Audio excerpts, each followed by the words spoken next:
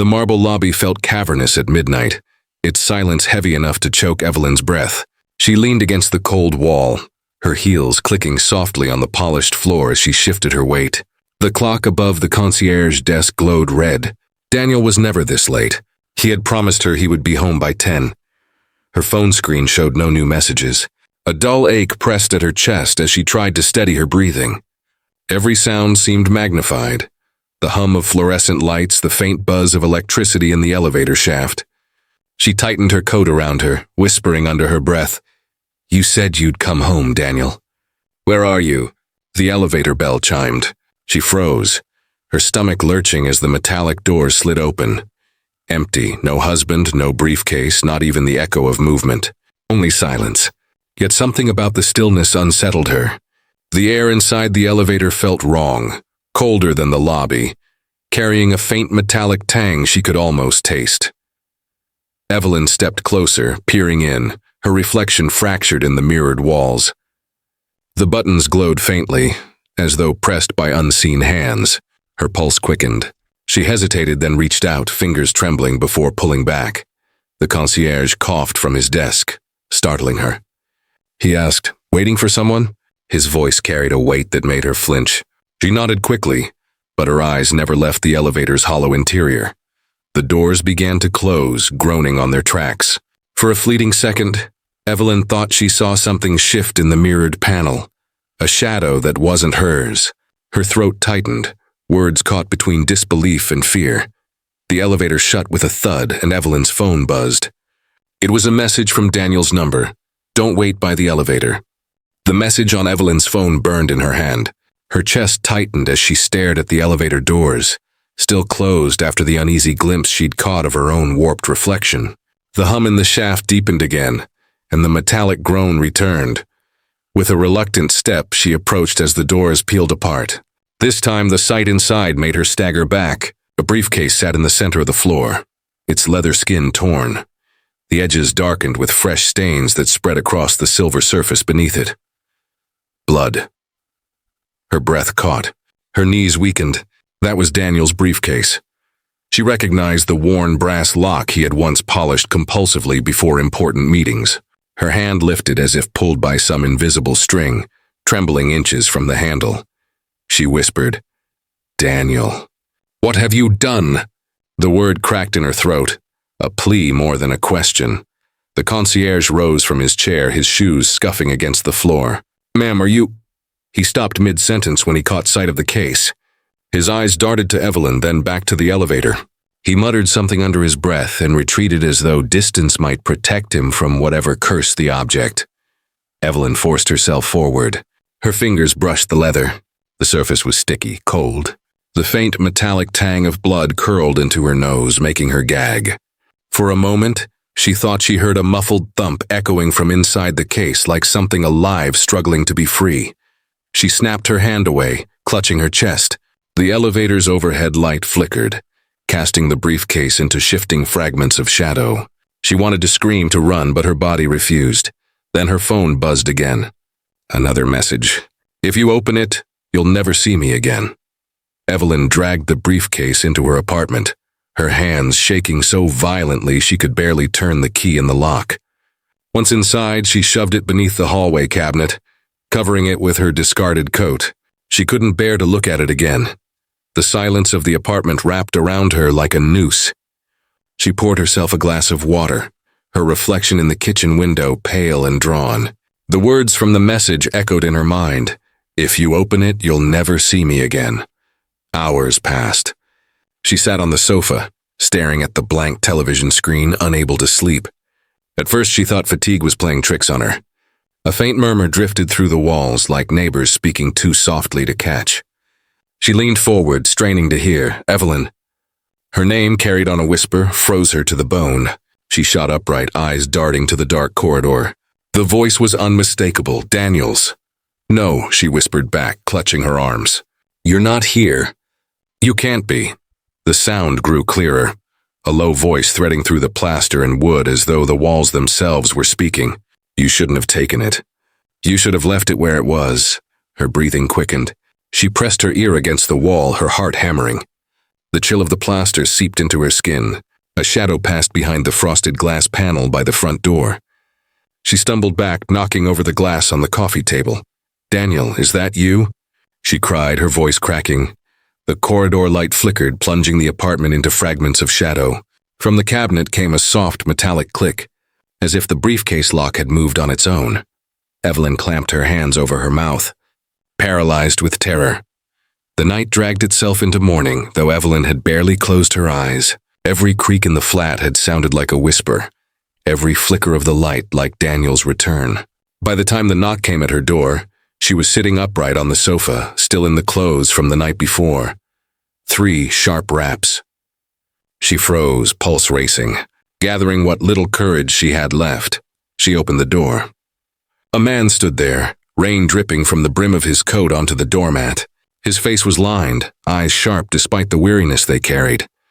"Mrs. Halewood?" His voice was low, measured. "Yes," she replied, clutching the doorframe for balance.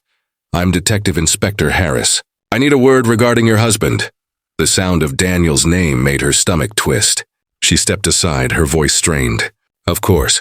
Please come in." He entered, removing his wet gloves slowly, surveying the flat as though every object might betray her. Evelyn forced herself to appear calm, but her hands trembled as she poured him tea. He accepted it, yet his eyes never left her. "When was the last time you saw your husband?" he asked, her throat tightened. She had rehearsed the lie in her head, but when it left her lips, it cracked. "Yesterday evening." He said he was working late. Harris leaned back in the chair, his gaze narrowing. Strange. No one at his office remembers him being there. "And his phone?" "It's gone dark." Evelyn's fingers dug into her skirt. "I don't know where he is." "I'm worried too." The detective's silence pressed against her. He finally said, "You're hiding something." "I can hear it in your voice," Evelyn's heart thundered. Before she could answer, a faint metallic click echoed from the hallway cabinet. Harris turned his head toward the sound. Detective Harris lingered near the cabinet, his gaze fixed on the place where the faint click had sounded. Evelyn's throat tightened as if invisible hands were closing around it. She forced a cough to break the tension. "I'll let you know if I hear anything," she said quickly, edging closer to the door. Harris studied her for a long moment, then finally placed his damp gloves back on. "I'll be in touch," he muttered, his tone carrying suspicion as heavy as the rain outside. When the door closed behind him, Evelyn sagged against the wall, her body trembling. She knew she couldn't leave the briefcase where it was. Kneeling, she pulled it out, dragging it into her bedroom. The lock resisted at first, then gave way with a reluctant snap. Inside, beneath the bloodied fabric, she found folders of Daniel's documents. She sifted through them with frantic hands. Bank statements, hotel receipts, and then her heart stopped. An official paper folded neatly in an envelope. She opened it with shaking fingers.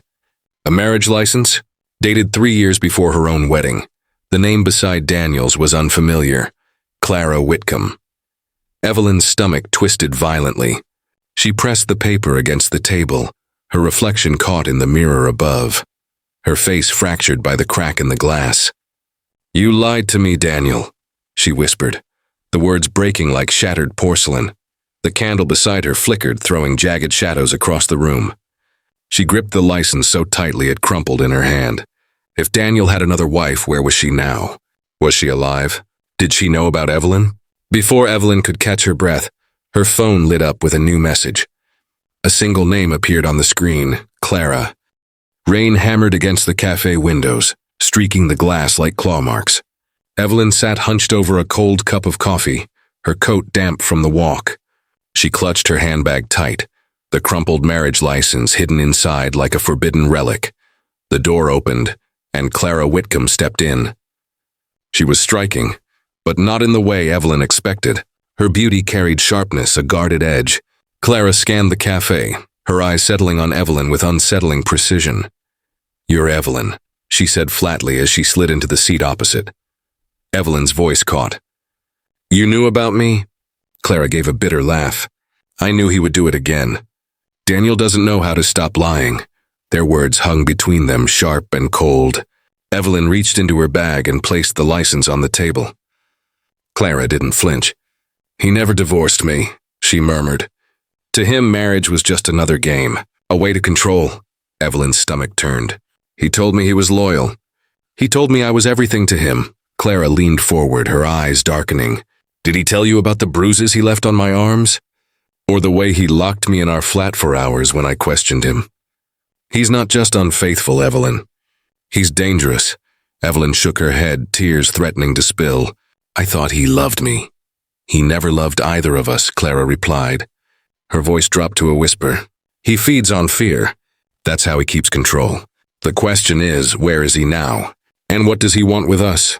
Before Evelyn could answer, the lights in the cafe flickered. Both women froze, their reflections twisting in the rain-streaked glass. Clara's hand tightened around her cup. He's closer than you think. The rain hadn't eased by the time Evelyn returned to her flat. Clara's words echoed in her skull, each one a splinter burrowing deeper. She locked the door behind her and turned to the hallway cabinet, where the briefcase waited like a malignant presence. Her hands shook as she dragged it into the living room. She hesitated only a moment before snapping the brass lock open. The lid creaked back, releasing the stale stench of iron and sweat. Evelyn recoiled, covering her mouth, yet forced herself to look. Inside lay Daniel's tailored shirt, soaked in dark stains stiff with dried blood. Beneath it, a folded hotel keycard with the name Blackthorn Inn etched into its surface. Her fingers hovered above it, the plastic cold against her skin. Then came the photographs, dozens of them scattered across the lining. Evelyn's breath faltered as she recognized herself in some, captured from a distance, entering her building, sitting by the window, even sleeping. Others showed Clara just as exposed, just as vulnerable. Her voice broke. Why us, Daniel? Why both of us? She shuffled the photos, her nails catching on one that made her freeze. It showed her and Clara together, this morning's cafe meeting, taken from outside the rain-speckled glass. Evelyn's body turned rigid. That meant someone had been watching them. That meant Daniel might not be gone at all. Her phone vibrated violently on the table. She snatched it up, her blood running cold at the message. You were never supposed to open it. The words blurred in her vision. She dropped the phone, the echo sharp against the floor. The shadows in the room seemed to stretch closer, pressing against her. From the corridor outside, the elevator chimed. The chime from the corridor dragged Evelyn to her feet. She pressed herself against the wall, her chest heaving, listening. The sound repeated, too quickly, as if the lift were moving between floors without being called. She crept to the door and opened it a crack.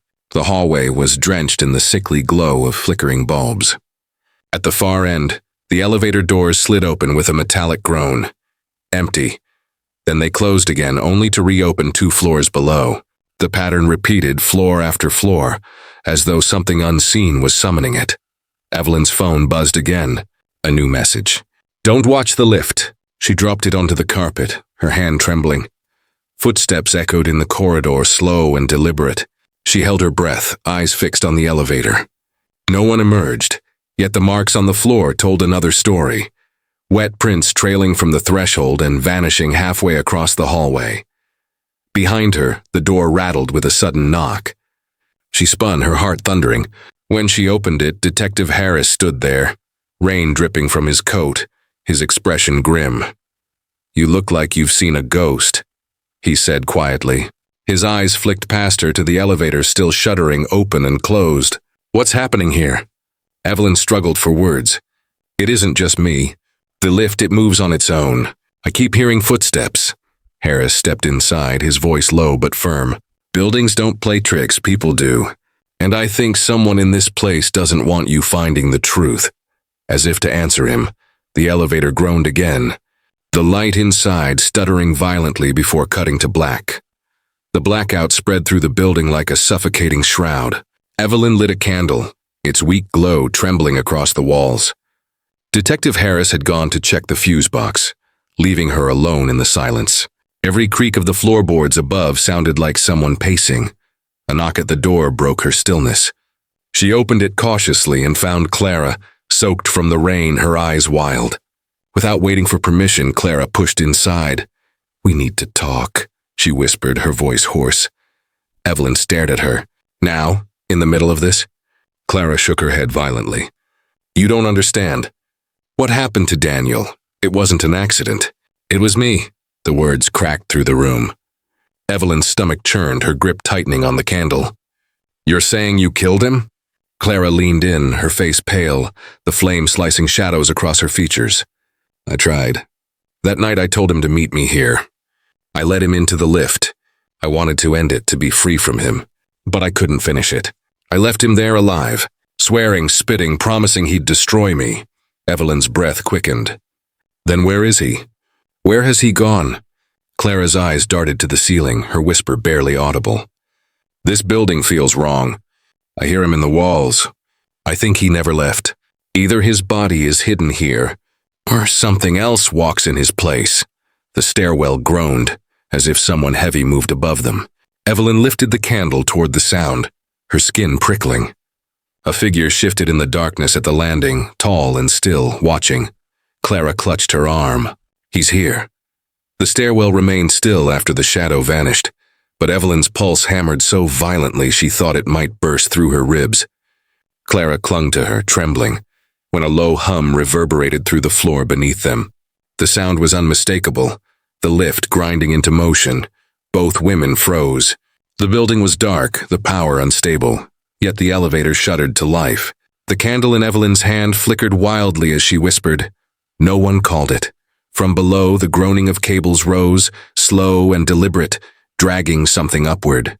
Clara's nails dug into Evelyn's arm. "It's him." "I know it." The doors creaked open on the ground floor with a metallic sigh. A thin band of sickly yellow light spilled into the corridor. Footsteps echoed, stiff and uneven, as if every joint resisted motion. Evelyn staggered back, her throat dry, candlelight shaking. Out of the lift stepped Daniel. His suit was soaked dark at the cuffs, his shirt streaked with brown stains, his skin waxen. But it was his eyes that froze her. They were vacant, glassy, unblinking, like marbles pushed into a mask. "Daniel?" Evelyn's voice broke, desperate, betraying both terror and longing. His head jerked toward her with unnatural slowness. The corners of his lips twitched, but no words came. Instead, a rattling sound escaped his throat, half breath, half growl. Clara screamed and backed into the wall. Evelyn stood paralyzed, tears spilling, unable to decide if the man before her was her husband or something hollow wearing his skin. Daniel's body convulsed, a step closer, then another. The candle blew out. Darkness swallowed them. Evelyn's scream pierced the silence as the screen cut to black.